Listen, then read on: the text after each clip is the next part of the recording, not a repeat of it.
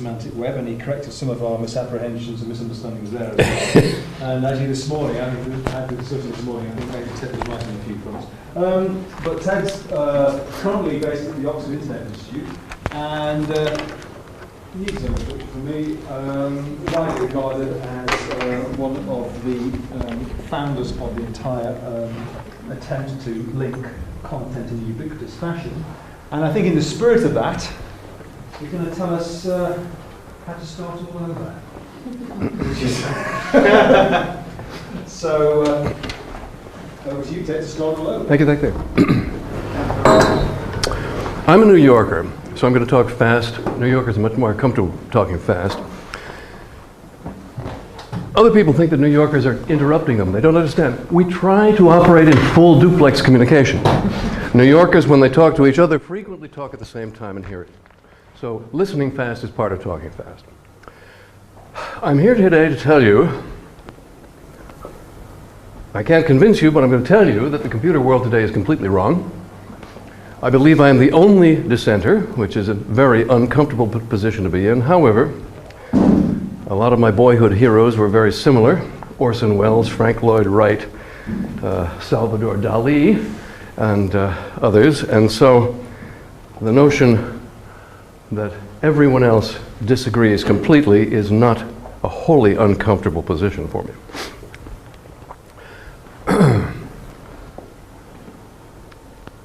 I was a dissenter from the very beginning because when I entered the computer field in 1960, I thought, uh-oh,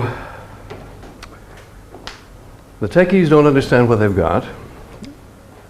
The computer screen is going to be mankind's new home. All work will migrate to the computer screen. All reading and writing will migrate to the computer screen. And if we leave the design of the documents to the techies, they will screw it up. And that is exactly what has happened.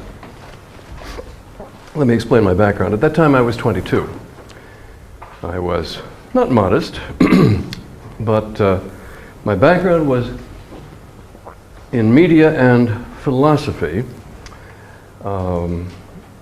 I had, by the time I was 22, I'd already gotten prizes for poetry and playwriting. I had published a book. I had, what's the word? Produced a long-playing record. I had shot a 26-minute film, and I had written and directed the world's first rock musical. Of course, you have not heard of it. It ran for 2 nights as scheduled at Swarthmore College in November of 1957. And if anybody else has an earlier rock musical, meaning a production with a plot, more than one act, and rock numbers, I'd like to hear about it. I'll be putting some of the LPs on eBay any day now when we get around to it, but eBay takes a lot of effort. So, and also my parents were in the theater. They separated when I was born, so I was raised by my grandparents, and I got to watch my parents and visit them in Hollywood for my mother, and behind the scenes in the early days of live television for my father.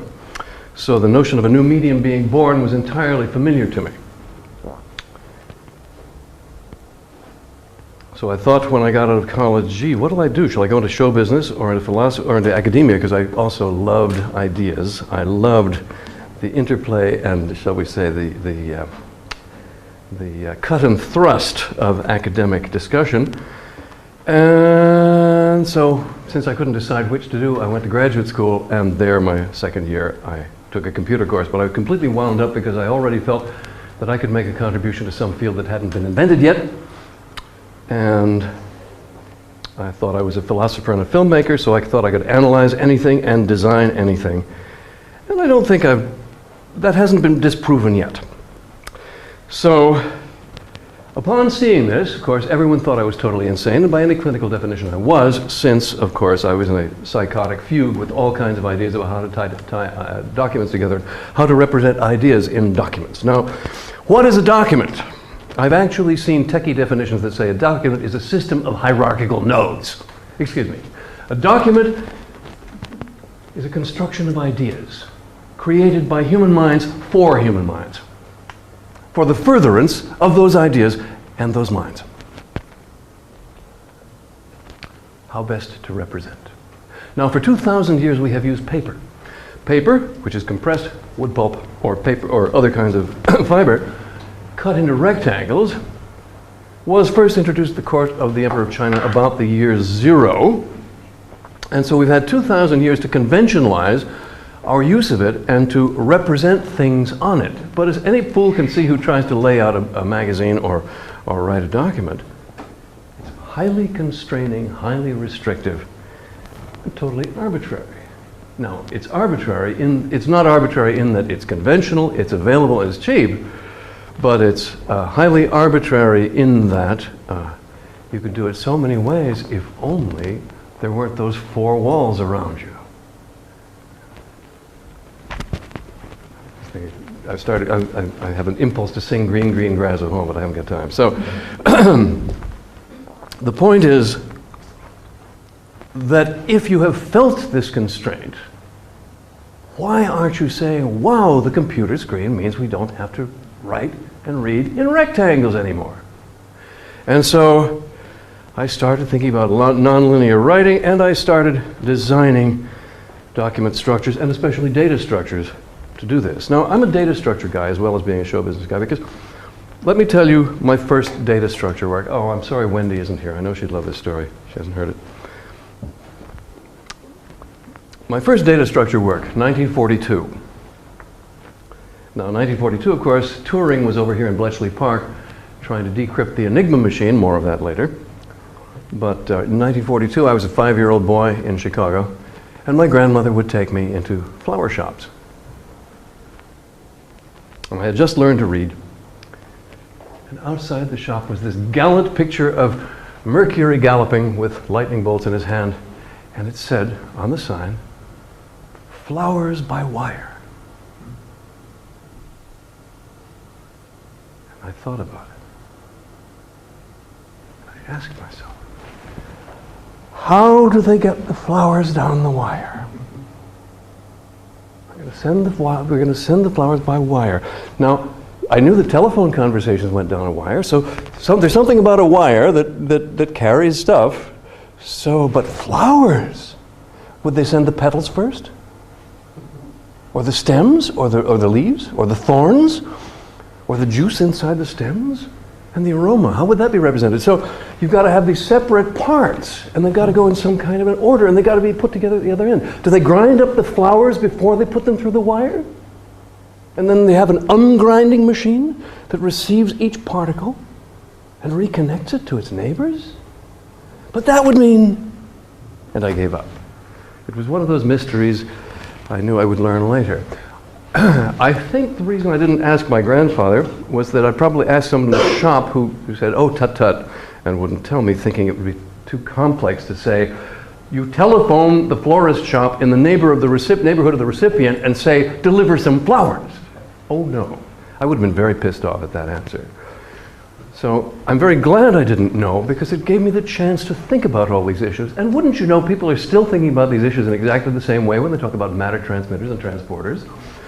You read this stuff. So this was valid work in data structure. Now, if I'm a computer scientist, it began then. I don't know if I'm a computer scientist. I don't really care. It's amusing. People call me a computer scientist. My PhD is in, I don't remember the Japanese phrase, media and governance is the translation, but that has nothing to do with anything. But it's occurred to me lately that maybe I really am a computer scientist, because after all, what computer scientists do is computer science, meaning they think about frontier issues in extremely careful analytic ways at the edge of knowledge. And I think I've been doing that for a long time. Okay, so flowers aside, how would you represent documents? The first thing to do is forget about paper. Why be constrained to paper? The question is, how can we improve on paper in the documentary universe of the future, where content is free, free to roam around the screen, where we're storing the content on disks, where we're sending it through whatever communication. Of course, you have to understand that there were no gee, let me back up here. In 1960, when I took this computer course, the only computer at the university where I was, Harvard, was at the Astronomical Observatory. It was an IBM 709 being upgraded to an IBM 709. Now, it cost $4 million, and it was about the equivalent of what is now a 386. But it was one of the biggest computers in the world. And there was no access to it. We were asked to write programs which would be submitted to it, and in fact, most of the exercises weren't even were more or less on paper. So all of this was in the imagination, and what really jazzed me was seeing that you could put a screen on it. Who had screens in those days? Air traffic controllers and NORAD. Deep in the mountain, Cheyenne Mountain in Colorado, where they were ready at any moment to send nuclear and thermonuclear weapons across the pole. Nobody else had screens. And so all of this was in the imagination, but I saw the ads that they had screens. Actually, the first PDP-1 came out that year, in 1960. It was the first personal computer marketed, and it cost $36,000, and a screen was optional for about $15,000 more.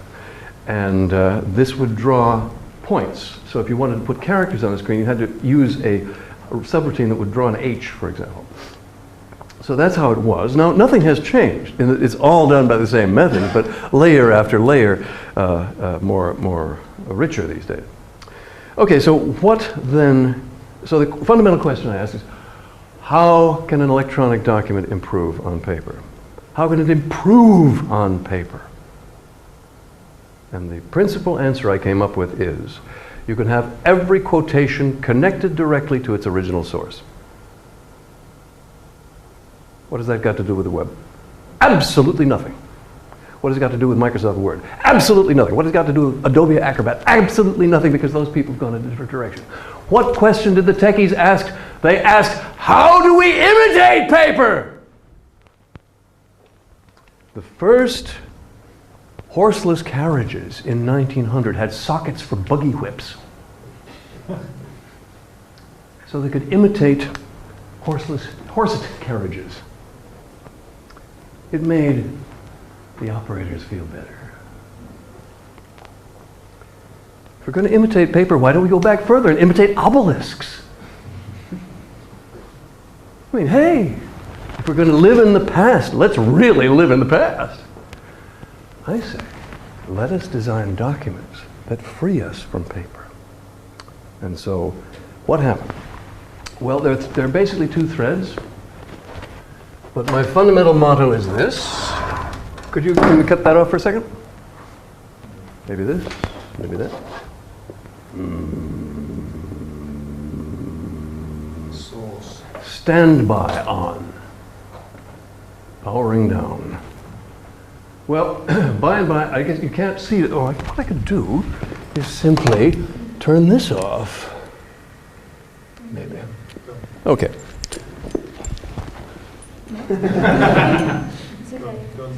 All right. Today's computer world is based on techie misunderstandings of human thought and human life. Now, let me hasten to add that some of my best friends are techies, and some of them are in this room. But somewhere in the recesses of computer history, very wrong turns have been taken, because the computer world is based on two things: the simulation of hierarchy and the simulation of paper. Computer basics, as it's taught to people, is basically lies. Computers are intrinsically hierarchical. No, they're not. No, they're not. The file systems we have been very carefully built to be hierarchical. Why? Because they thought that was right. Because they thought that was the way to organize things. I've asked people why they do things hierarchically. Because it's the nature of the universe, they say. Well, this is metaphysics, geek metaphysics. Now, you could as well say, and I prefer to say, that everything is parallel and cross-connected. Another model of the universe. But it's also metaphysical, because either of these maps to the universe in many different ways. So what? The real issue in the design of such structures is what works for the human mind. What is the computer for? It's for people. There is actually no one in the world that I know of who claims that God created computers or created hierarchical directories, and yet everyone behaves that way. Everyone obeys this mandate as though it were divinely ordained. So I say it is not. Okay, well, too much talk, too little demo. So the first thing I'm going to show you is a non-hierarchical computer world, which I've been working on for, well, since 1983. I thought of it in 83, didn't see it until 1997. Now I have to tell you one thing quite candidly, which is that it is commonly said that you can't know how software will behave or feel until you program it. I respectfully disagree. I happen to know how my software will feel before it's programmed. Now, this is a rare talent. I know a lot of other people have it. I believe John Maeda. I know my friend Roy Stringer had this ability, but it is quite rare. Now, Hitchcock didn't have to look for the camera either. He would just say, use a 25 millimeter lens and put it down there, and he knew exactly how it would look. I don't have that ability. The point is that feeling how the software is going to be is a vital part of it. And if you don't have that feeling, fine. Try it. Try everything you can. But be sure to realize that the possibilities are far greater than you think. So, ZigZag I thought of in 83. And basically I said this: why are spreadsheets rectangular? Actually, I came at it from a different angle, but we'll just take it rhetorically from that point of view. Why are spreadsheets rectangular? So you can print them out on paper. Paper again, paper simulation. Spreadsheets were created in 1977, I believe, programmed by Bob Frankston, but designed by Dan Bricklin. And Bricklin did a wonderful job. There is such a thing, which most people don't know, in the business world, a spreadsheet. So people do spreadsheets. They would add up by hand numbers and then change them in order to work out predictions and projections. Usually this is in the back accounting department, which is why it was not a well-known thing. And Bricklin said, well, why can't we do this automatically so that when you put a number in here, then it will automatically recalculate everything that depends on that particular cell. So he then worked out a number of clever ways of viewing it. So you could insert columns, you could rearrange columns, you could insert rows, rearrange rows, and various other aspects. Hovering formulas over cells, which you can't see. Why can't you see them? Because Bricklin didn't let you see them, and everyone else has imitated Dan Bricklin. Well, that aside, let's just go back. Let's just look at the alternative. So,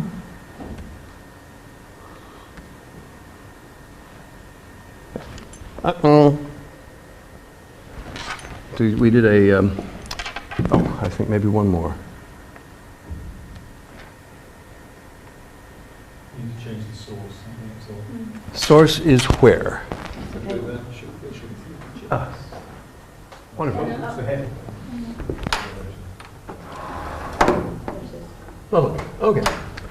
So, let us look at ZZ structure. Now, just to fill you in, this is an implementation of ZigZag. We've had about 5 prototypes, and now we're working on an industrial version.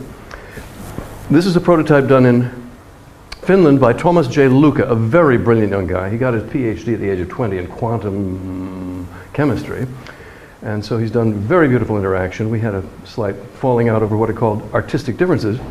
But in any case, I want to say everything good I possibly can about his work. So this is in Java, which was a disaster because they changed Java halfway through, so it stopped working after Java 1.2.2. With Java 1.2, it worked with Java 1.2.2. When Java 1.3 was introduced, it stopped working. Now with Java 1.5, it works again, except you have to do various workaround hacks for features which still don't work. It's really infuriating.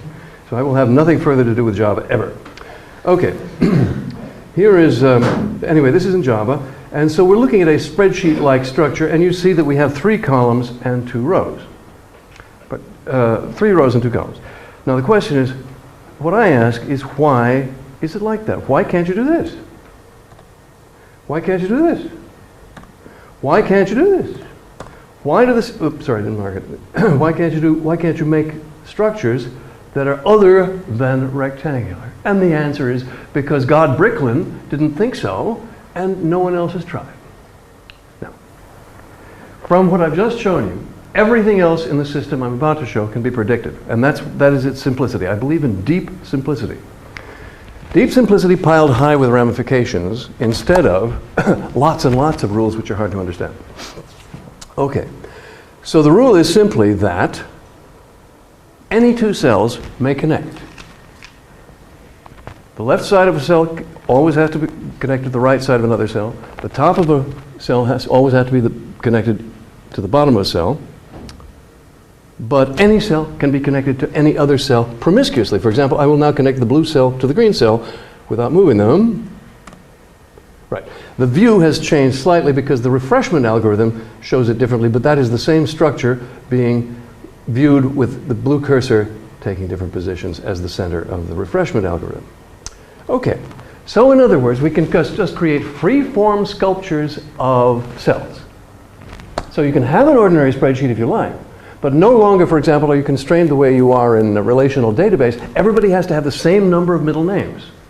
See, relational database is the same idea. Rectangular structures of cells. Why rectangular? Well, because the guy who created them, Theodore Cott at IBM, had some kind of a theory about how they all fit together, and he was fired, and somebody else created the SQL language, blah, blah, blah. And so here we have this tradition of relational database that has this structure we've got to deal with, and the dirty secret is that if something may be in the relational database, but you can't even get it out. And another dirty secret is that if you want to change the relational database system in any way, you have to stop the whole thing, recompile, rewrite the system. So I've just discovered that the best selling point for ZigZag is that you never have to stop it. You can continue to add information without changing anything. Why? Because these free-form sculptures aren't just in 2 dimensions. They are in as many dimensions as you like.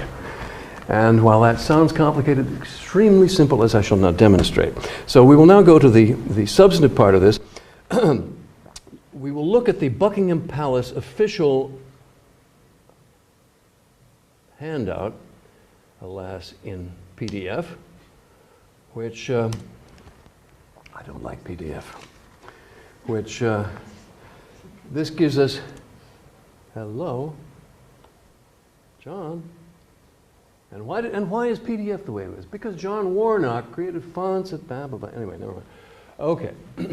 So here is a map of European monarchs, working backward. In other words, this family tree has been created backward from the present final royalty, and Rainier has died, so he doesn't count anymore, but it's working back to find all the common ancestors of present-day royalty. Okay, so that's the official Buckingham Palace view. Let's look at it in ZigZag. Notice that here you see fitting it. Thank you, Adobe Acrobat. Thank you, John Warnock. Okay. So fitting this into, where is it? Yeah, here we are. So fitting this into the ZZ structure, we have this. First, we've created one long rank. Notice we have two different views. This is the stretch vanishing view, this is the vanishing view, and we can show you more views, but I don't want to make you too nervous just yet. So if I go down this rank, you see that in alphabetical order, here are all the names of these royal personages. And when we get to Wilhelmina, we come right around to Albert, so it's a loop. Now, we're looking horizontally at dimension 1, vertically at dimension 2, so I'm using dimension 2 for alphabetical order. Using dimension 1 for the title. And here in the stretch vanishing view, we can see the entire title. So, for example, Jan Willem at the top was Prince of Orange. Jean is Grand Duke of Luxembourg, etc. So let's go to where the rubber meets the road. Let's find Elizabeth. And here she is, Queen, as we know, of Great Britain. I'll put both cursors on her. There we are. And so we see her title in all its whatever. Now, let's go horizontally to another dimension, let's say on the left-hand window. So I'm going to go horizontally to dimension dates, 2, 3, dates. And we see that Elizabeth II was born in 1926. So what do we have here? We have cells connected in arbitrary dimensions, and to add information about Elizabeth, you may want to put in a new dimension, which in no way interferes with the previous information. So that is let's look at another example. Let's see now if Queen Elizabeth is married. Well, we know the answer. Let's find out how we represent it in ZigZag. We go horizontally to dimension marriage. And here, sure enough, is the prince consort fillet. And what happens if we go vertically to dimension children? 2, 3, date, marriage, children. There indeed are Charles and Andrew and Edward. Now we don't see, of course, Diana or Dodi Fayed because we don't have enough dimensions. But all of this can be done without difficulty. So the point is, by adding dimensions, we add simplicity. Everything which is so complicated in other systems goes away. Now, this does have its complications because there are a lot of options, and options, as we know, are frustrating. But in any case, that's the general lay of it. To close the GZZ demo, and GZZ is the one that Thomas Luca did, I will close because I'm so pleased with this. A few people in the room will appreciate it, and that's enough. You know about the Enigma machine? Well, I put that into GZZ. And what do we get? Now, again, I'll go through this quickly because I don't have time to explain, but the Enigma machine in World War II was the encryption device used by the German Navy and Air Force. The Bletchley Park operation broke both codes. One bunch broke the Air Force Enigma, and the group that Turing is with broke the Naval Enigma, and there's a fascinating story. But in any case, it's a bunch of wheels. And here we see the wheels in two different views. Now, the better view is on the... hello. Oh, yeah. The better view is on the left, so let's go there. Right, now, I'm just going through the the different views. Actually, if I go to the row view in here, that's the best. I'm going to womp through to the row view. There we are. Okay. So...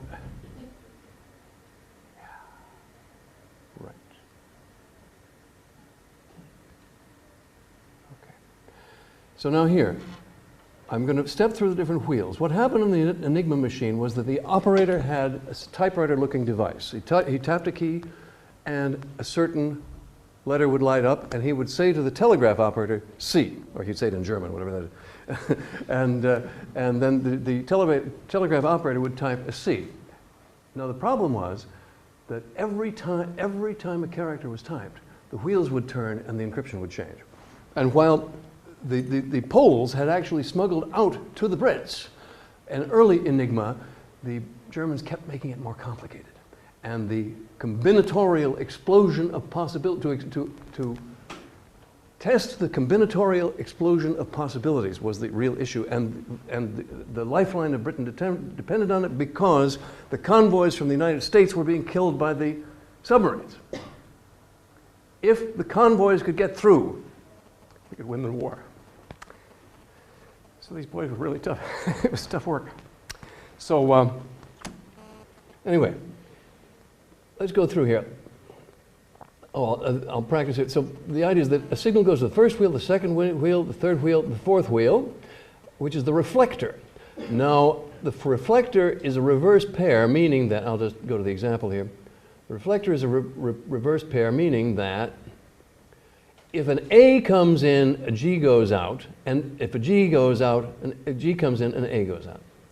All right, I'll just finish this quickly because I know some of you may be a little moved by it. Okay, so operator types an A. Watch this now, simulated in GZZ, the Enigma. We'll see the wheels go around. It goes to the first wheel and to the second wheel, third wheel, and to the reflector. It flips around and comes back. And out comes a B.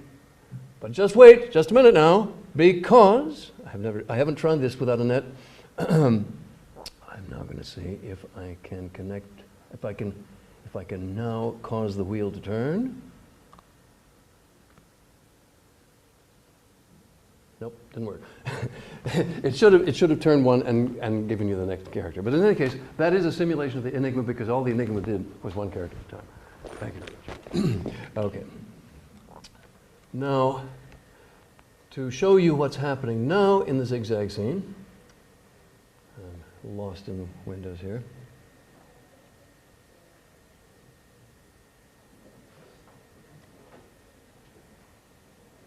Oh, it's on the desktop.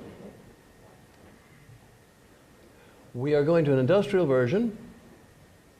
Well, I'll wait on that. We'll make sure we've covered all the other stuff first. Okay, so what is this about? What am I going to do with it? I want ZigZag in the commercial version to be offered as a replacement for relational database, spreadsheet, hierarchical directories, objects. Because it's easier to program using ZigZag, we believe that it's easier to cut software projects at least in half effort-wise, because it's incredibly easy to do things. For example, I won't take the time, but for example, to show scrolling text in Windows, we did a demonstration 2 years ago, which used only 3 or 4 dimensions to point to exterior files, scroll those files in arbitrary windows, and it was all a series of small routines in ZigZag hooked together by dimensional connections. So that it's a way, you can think of it as a glue for small programs, or you can think of it as a presentational surface to which are being brought various functional things you want done. And I'll stop there. Okay, so the other half of what I'm going to talk about is transliterature. Because we were talking a little before about documents, and it's a very painful subject for me. ZigZag is what I do for fun. Transliterature is a painful duty. Because for the last 45 years, I have been trying to create electronic documents totally different from whatever anybody else has done. But unfortunately, things have gone a different way. I have another slogan for you. I won't bother to turn it off. I'll just read it to you. It all went wrong at Xerox PARC. You see, we have a happy history of computers, right? Everything progressed from Unix to Windows to the fabulous GUI from Xerox PARC, which became the Macintosh, and Windows as we now know them. I take a darker view. I see the history of computers as basically 2 dumb-downs and 2 betrayals. And I'd like to refer you to one book of history entitled Fire in the Valley by Freiberger and Swain, 2nd edition. Freiberger and Swain contacted me after the 1st edition. And in the 2nd edition, they put a final chapter called Citizen Nelson, which I like to read as saying that because Ted has an integral position in the beginning of both personal computing and electronic documents, perhaps he's in a unique position to fix it. And that's what I'm trying to do. But this contrarian universe, of course, will not be for everyone. So what I'm putting together, you may take one of these as you exit, and if I don't have time to fold it, it should have a 3rd fold. Because you see, trifold brochures are what make travel interesting, isn't it? So using that same principle, you can have all the information you want right there. So the product I'm reaching toward is called Floating World. And it will be the equivalent of a personal computer's environment. Is it an operating system? No, it'll go to Windows and Mac and Linux. GNU Linux. But it is without hierarchy, without Windows, and without paper simulation. So it is a complete contrarian view with none of the things that you consider the fundamental aspects of today's computer systems. People say, oh, you're not going to overthrow Microsoft. Of course I'm not. All I want is one customer the 1st month, 2 customers the 2nd month, 4 customers the 3rd month. And after a decade or so, we'll be doing fine. So, but of course, as Thomas Kuhn pointed out, and everybody, people never give up their ideas. They just die. So you have to get the children. No one who is presently devoted to Windows will ever cease to be devoted to Windows. No one who is presently devoted to the Macintosh will ever cease to be devoted to the Macintosh. What is the difference between Windows and Macintosh? None! The fact that Steve Jobs has convinced the world that there's this fundamental difference between these two Xerox PARC interfaces beats the hell out of me. Okay. So now I'll talk about the history of documents from my point of view, electronic documents. There was the tradition of lump file documents, which lives on. The original lump file was a text file. And gradually, people like John Shadbolt in the 1960s added font information within that file. So the lump file grew and grew. And walked over to Xerox Palo Alto Research Center, which was started about 1970. And there they started really simulating fonts in earnest for the screen. The two principal individuals were Chuck Simone, who later went on to create Microsoft Word, and John Warnock, who later went on to create PostScript, which he stole from Forth, and Adobe Acrobat. So, and why, I ask, do we have 14 point? Why do we have point sizes on computer screens? Don't you want to just enlarge everything smoothly? I do. I believe the answer is that John Warnock saw his market niche as working with the font companies. And so that preserving the tradition of point sizes was to the benefit of the PostScript, of the PostScript operation. Now, I have not confirmed this, but in any case. So, anyhow, this is what we're stuck with at the present moment. So, in the meantime, a former friend of mine at Brown University invited me to come up and work with him on a hypertext system, because I'd published a few papers on hypertext by 1965. So I went up there, and it was a very painful experience arguing with these guys, because they said, "Who is this guy? He doesn't know the technical stuff." Well, the technical stuff isn't that hard, guys. The real issues are the conceptual things. If you let the technical traditions drive you, then all you can do is increment. All you can do is increment. If you go by a vision of what ought to be, you've got to take bigger leaps, and it's more painful, but you may get somewhere serious. Why is computer science stuck in a slough? Why didn't they discover ZigZag? The answer is very simple. Most people in the field are looking under the streetlights. You know about the story about the guy who lost his keys out in the field, but he's looking for them under the streetlights because it's better light. And if you want to do something new, you've got to go out beyond where the sidewalk ends. And what I'm saying is that important changes do not come incrementally. And if you're going to find something new, you've got to look at very different places. Okay.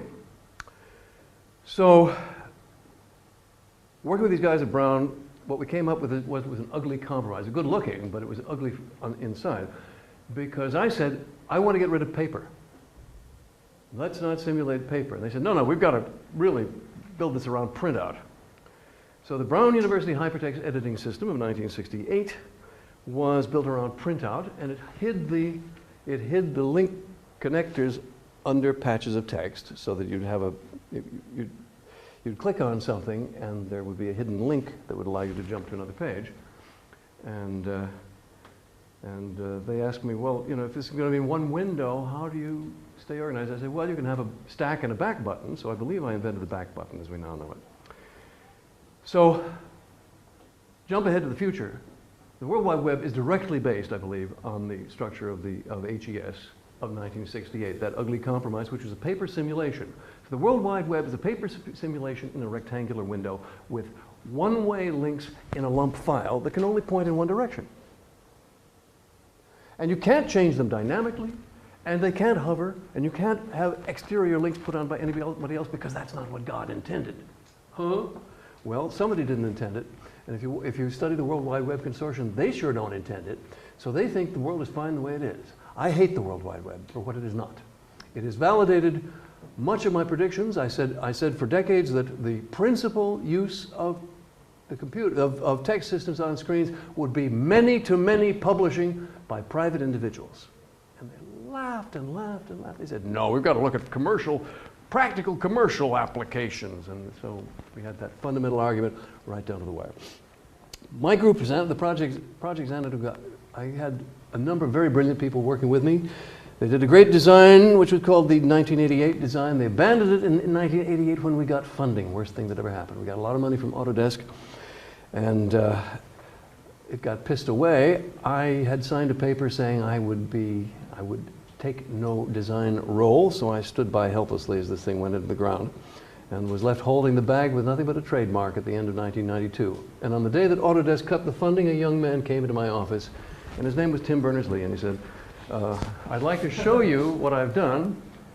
And I was very polite. I didn't say I thought it was crap, but and I took him to lunch. But I thought it was crap. And since then I've been aghast as this trivial one-way structure took over the world, took over the space that I thought was mine, and proceeded to dumb down everything that I thought would be deep. The ability to have deep documents with deep linkage, thousands of links, thousands of comments publishable on anything by anyone, and lots more. Okay, hurrying right along. So, it's taken me a decade. I have gone through all the Kubler-Ross stages of anger, denial, etc., and finally come out the other side. What I'm about to tell you is the latest version of Xanadu without all the tricky algorithms, much simplified down to work with today's protocols, etc. So first I'll show you the transcoder to show that it's real, and then show where it's going. What's your signal? Signal, come back. What do I do? What do I do?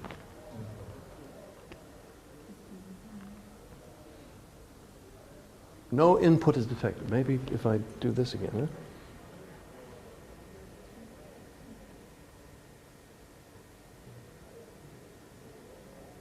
Don't you love smart machines?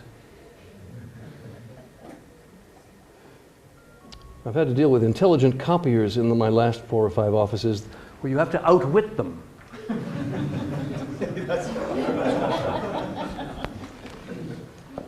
How do you make a same-size copy? Well, you don't want to do that. Can anybody help here?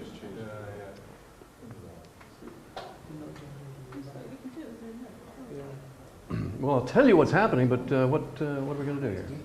I think you need to redirect your signal as well. Oh, okay. Yeah, Right. I think that's the one. Yeah. Once? Except on channel 1, I think. Yeah, just Twice? toggle through. I don't want to go past it. 3, 4. Was it on channel 1? Shiest. Still connected? Yep. Fitting in the station.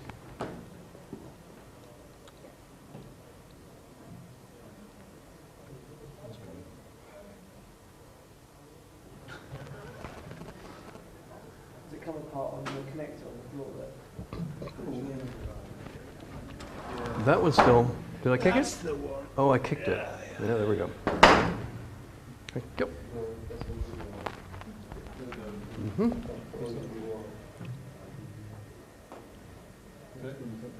Hmm? RGB's not.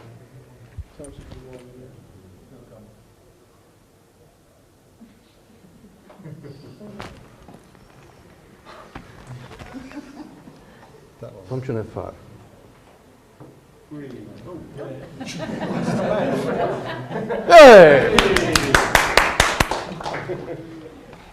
Okay. All right, so here we are at, I'm going to show you now a sample of a transquotation page. Now, the point is that these are indirect documents. Every document is made of pieces brought from elsewhere. So first you publish your content, you put your content in a file on the net, now it becomes a source and you bring it in. So the transquoter creates a transquotation in a file in a web browser. Here's a sample. Transquotation. We were connected. Oh yeah, flag is there.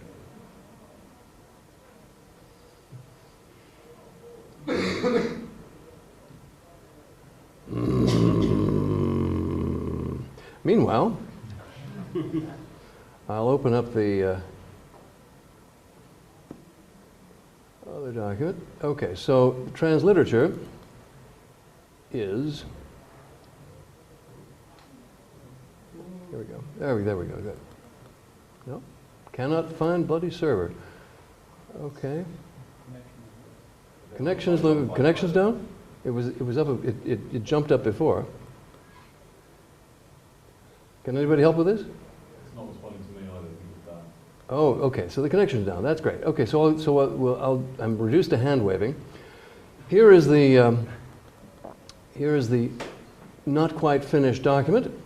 When I include Southampton here, it's because we are using the ePrint server features that Chris Gutteridge has put in at my request for serving snippets on request. So here's some key pictures. Should have them near the top, shouldn't I?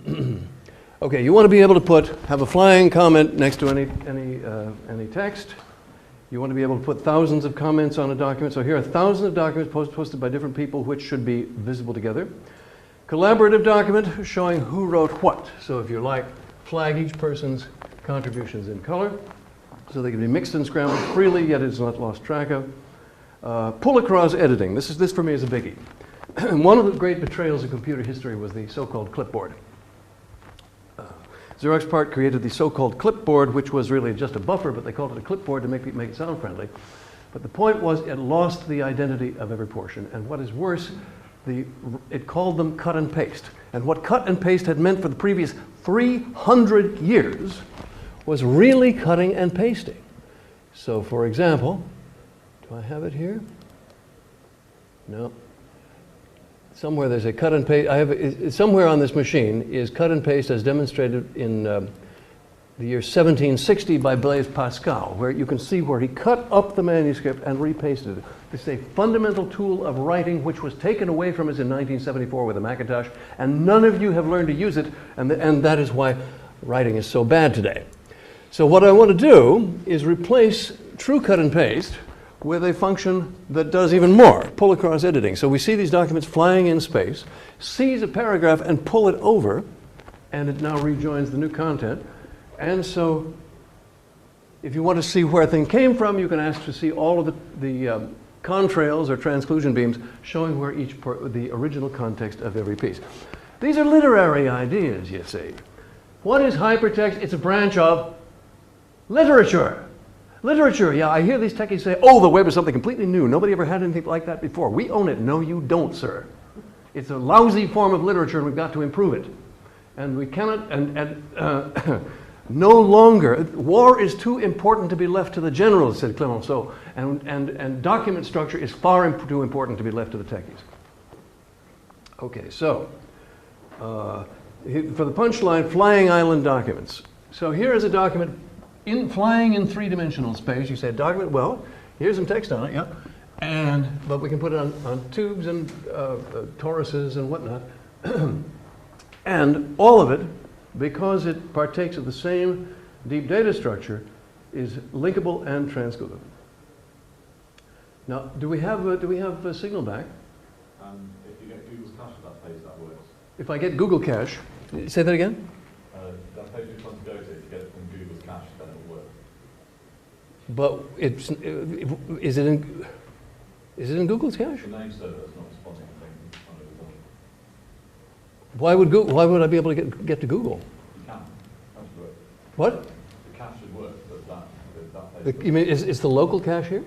I think it's the DNS server. What shall I do? I don't know what you're talking about. Okay. Give me the URL. Copy that thing.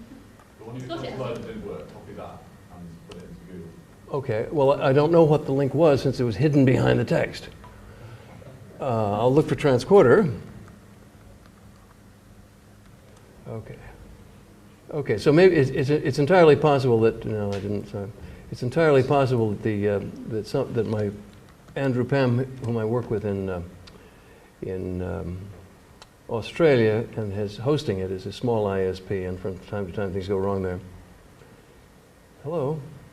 No, I don't mean transporter. Okay, so transporter delivery page we already had. Oh yeah, so if I go here, I'm hearing you, but so how do I extract? Yeah, that's not coming from there. How do I extract the different? Yes, but now how do I find the one that I want, which doesn't have a title? Same address with sample.tqhtml. That's it. Yeah. So how would I? So I would find the cached version here, and put the sample thing there. Is that it? Okay. So where would I put here? Sample.html, here, you think?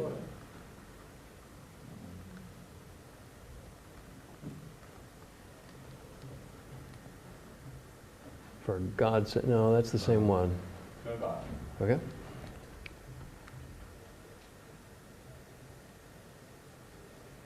Down. Okay, now what? Copy the link from the previous page. But it didn't have it didn't On have. Google. Wait a minute, if I do this, will that put, that will put the thing in the, Place that into Google search. right, okay, I see. So if I do this, then it should put that, but it's not putting it in there. Right click. Okay, right click, open a new window. Good-o, thank you. Well done. So now we put that into Google search. Sorry guys, but demonstritis.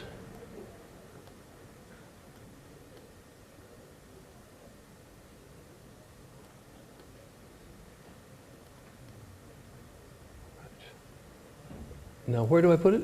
Oh, I go into the,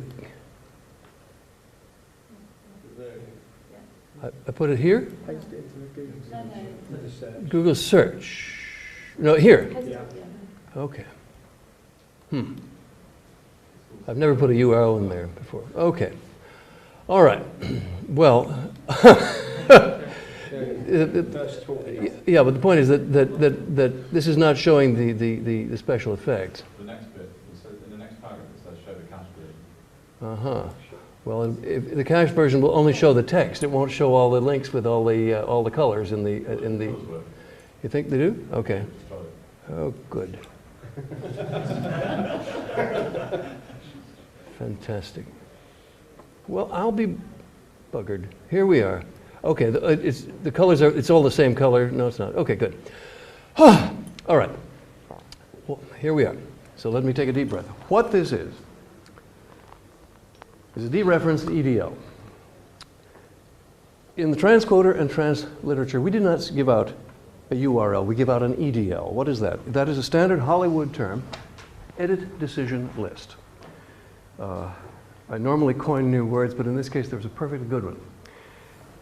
If you edit a movie on professional Hollywood equipment, like an Avid, you will take your stuff there on disk as low-res video, edit it to your heart's content, and then you get a floppy disk, which is your real movie. It is the shots and the order that are going to go in, and the fades and the audio instructions, all in one list. It is indirect. It is referential. It says, now we go, and somebody cuts the negative or copies the video, and all of those separate pieces that are referred to on that disk are constructed into the final whole. Right. So transliterature is this model, which has always been the Xanadu, which has since 1979 been the Xanadu model of documents. A document is not distributed as content. You do not send the content, you send the EDL. The user's client, I won't say browser because that has too many connotations, the user's client sends for all the pieces and constructs them. And this turns out to be much simpler than the web, partly because the web has gotten extremely baroque, if you haven't noticed. Okay, but now, what's another feature, and that's what I'm showing you here. If I click, I get to the original context. Bingo, coming from this very building. Here, because this is an ePrints server where Chris has put up the context service portion of the ePrints. So now you notice here, I clicked on this and the original context appeared. I click on this and the original context appears. Hello? Yep. There's the original context of that. So that by referential construction of documents, every portion knows where it came from, and therefore every original context is available. I asked in 1960, what can we do that makes better documents than paper? Answer, keep each quotation connected to its original context. This still to me is the holy grail, and we have accomplished it in the transcoder. You may use the transcoder now, or at least when whatever it is busted is fixed. You can download it from xanadu.com.au/transcoder, and it is right now we have no good editor for it, so you have to create a referential list by hand. snipping experimentally. If you wanted to show you these exact contents, you have to place the corresponding original documents on ePrints, and by default, this feature is turned on in all the distributed features of the ePrint server. Okay, so that's the transquoter. It's just a come on, folks. It's just the first step. Because where I want to go is, as I've said, so we've got about 4 minutes. Yeah, before people have to got it. And, well, where the hell was it? We're drowning in backup. Right. Okay, so this one. So the point is that this is where we're going, and if you want to look at the transquotation page, the transliterary structure, it's all about EDLs. So after the first third, it's all about the mechanics of EDLs and reference. And here's the great quotation: any problem in computer science can be solved by one more level of indirection. That's been a joke in the computer field for 30 years. But that's what this is. Indirect documents which give you the world in terms of giving you the ability to link anything to anything else. So the overall transliterary plan is to create converters to get out of Adobe Acrobat, out of Microsoft Word, into a common format. What is that format? Parallel structure of pure content and clinks. A clink is simply a pointer. But clinks can be monadic or dyadic. A monadic link says paragraph or boldface. A dyadic link will say connect this part to this part, and it's a comment. Connect this part over here to something else, and it's a disagreement. And so we deconstruct everything into this extremely simple format, which is then resolved in the client. Now we don't have any of this yet, so the transquoter, as I say, is a come on. It's an IOU, but it should hold things for a year or so while we get the act together. So that's it. I'm trying to reform both the document structure of the universe, because I believe today's electronic documents are vile past description, and the silliness of today's personal computers. You see, I said that computer history has two betrayals. One was the clipboard, and the other was the personal computer. Because I believe that the vision of the personal computer is absolutely straightforward. It should make life simpler. It should be easy to keep track of things. This vision has been totally betrayed by everybody, and I want to bring that back. So Floating World, and I invite you to take a brochure, Floating World will combine these two so that the parameters of every flying document in 3 space, actually in n space, but we won't have time to talk about that. We have discrete n-dimensional space and continuous n-dimensional space melded. I won't go any further than that. And all of this at your complete control, because the ZigZag mechanical structure, the clockwork of the system, is totally exposed if you want to tinker with it. Unlike Microsoft, where it's very hard to go under the hood and change things, you can go under the hood and change anything in the ZZ structure, and every document is controlled by parameters in ZZ structure. And Transliterature is being designed backwards so it can be easily controlled by ZigZag. So that's it. Thank you very much. Thanks, Dave.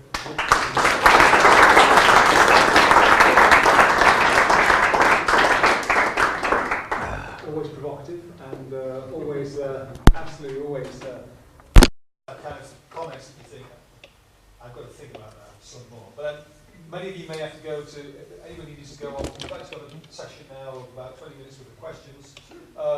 Any questions? If people do need to go on to other assignments or lectures or whatever, please don't be embarrassed about getting going. But I'll take any questions. Any questions? Yes. Yeah.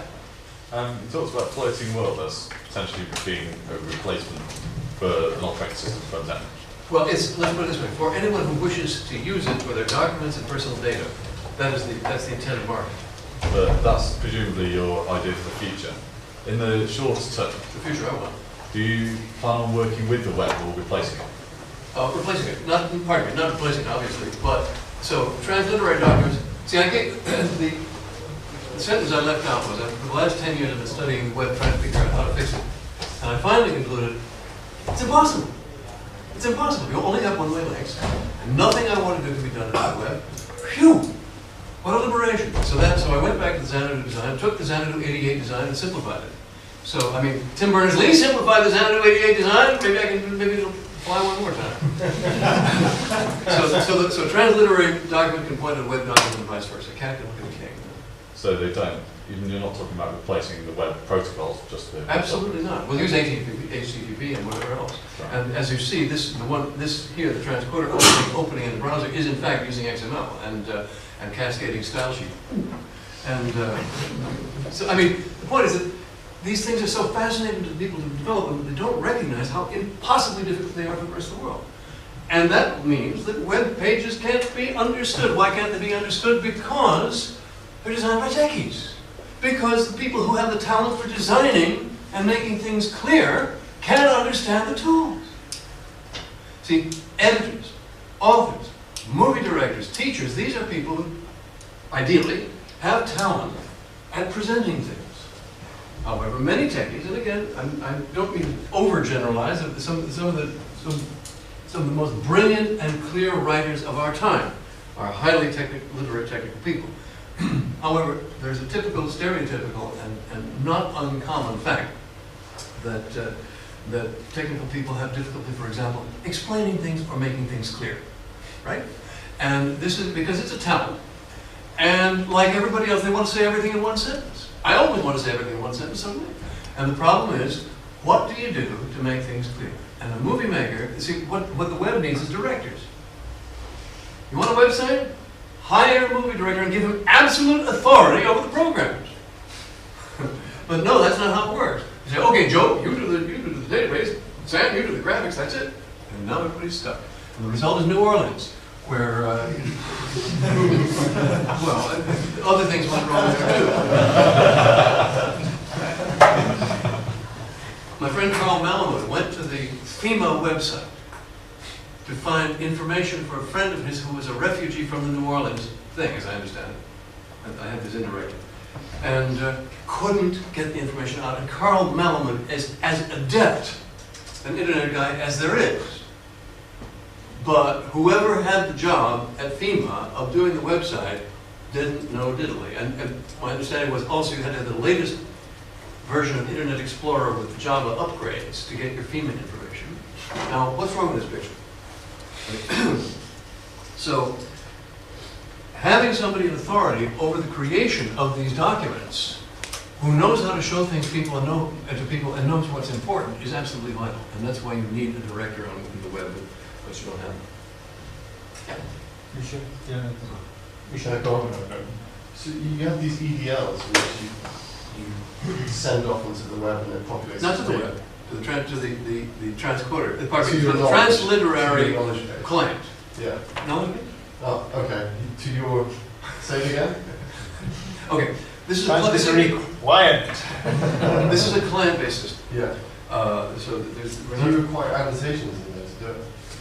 Like, how rich an annotation do you need for you to put, like, to do this directory or?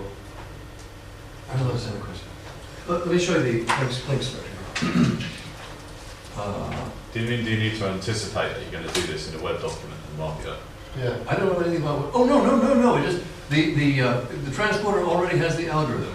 Andrew worked it out very nicely, where it it takes the nth character and that's that. So but we have to have the corresponding thing where it takes the markup and converts it to clicks. But so the transporter will take an arbitrary string from any pages on the web.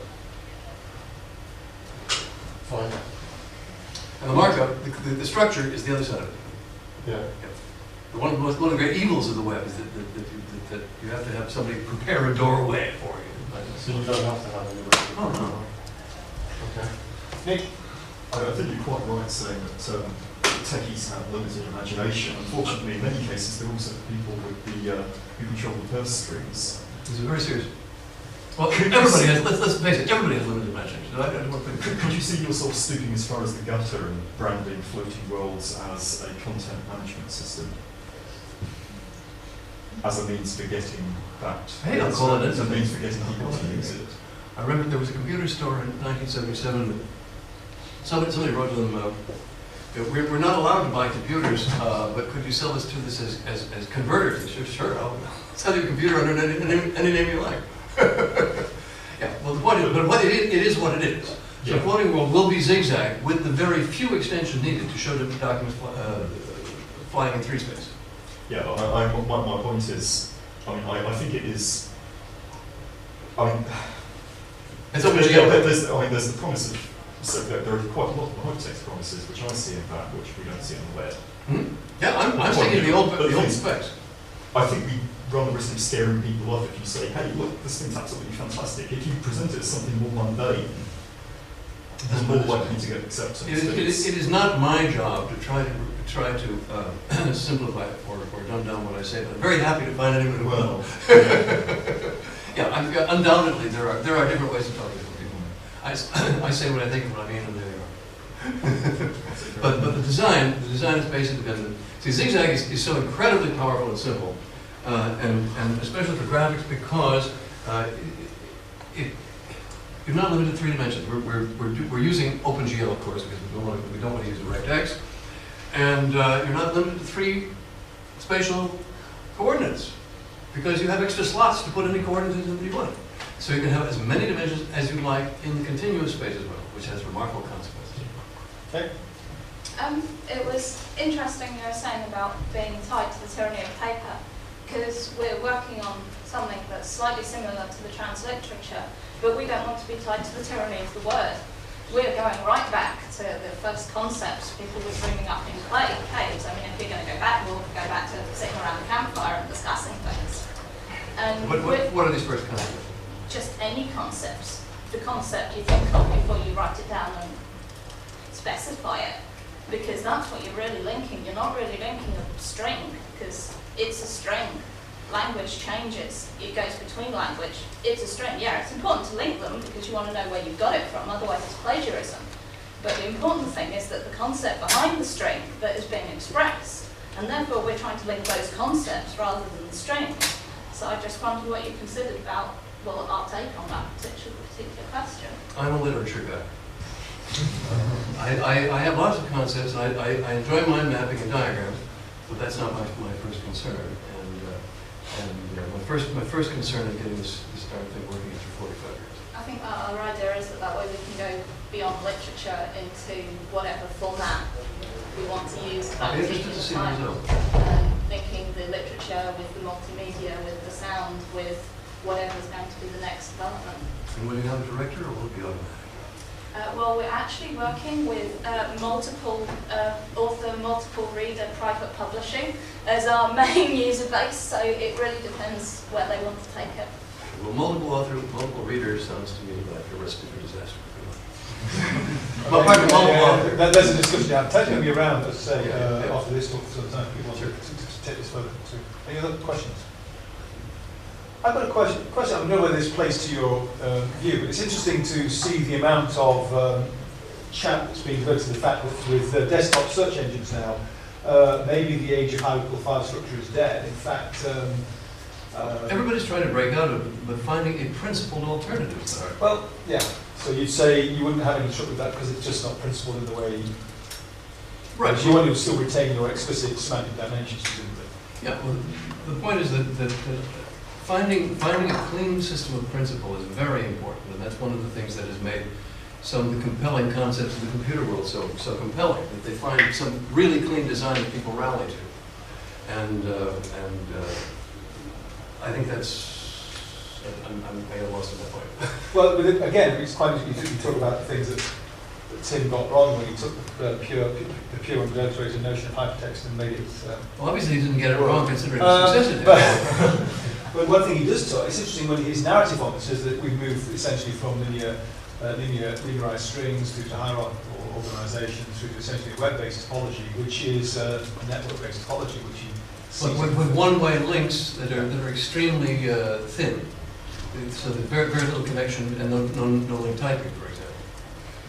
So pardon me, I'm still looking for the screenshots we made for you so carefully on Saturday, and I don't see them.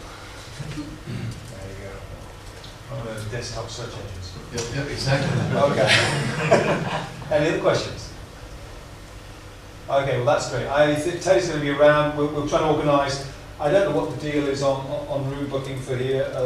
We need to perhaps think about where we put you so people will know you're going to have access. Oh, well, so I can't just hang out here, or You can, well, I'll check that out, or otherwise we'll find a place okay. where you can hang out.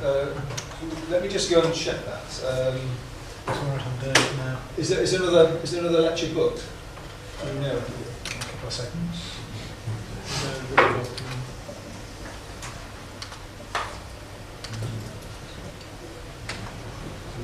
I've got a lot more things to show you.